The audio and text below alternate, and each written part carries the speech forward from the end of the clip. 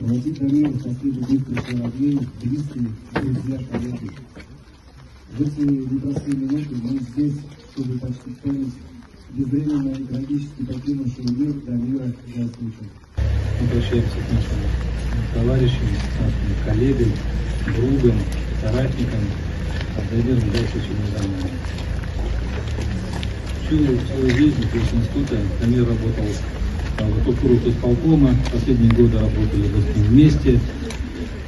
И я хочу сказать о том, что мне очень тяжело и обидно терять такого друга, как Дамир Газмич. Это человек искренний, очень ответственный, человек, болеющий за свое дело, патриот Зеленодольска, человек, который любил жизнь, любил работу, любил свою семью. И вот так преждевременно Дамир уходит в иной мир.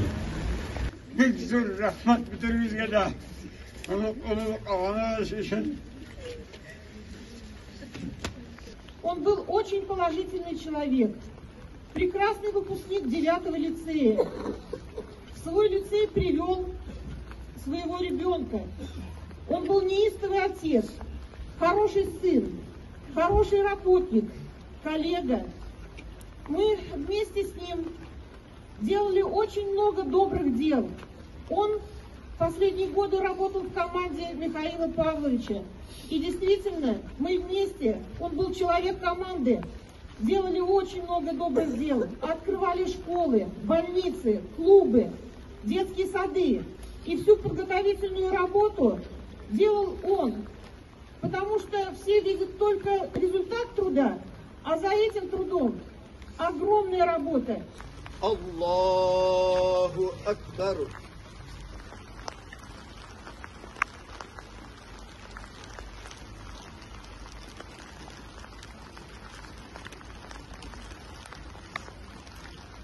Аллаху Акбар.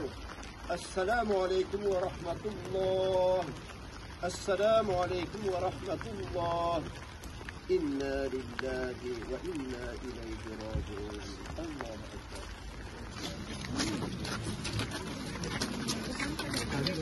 Кем керегит берче?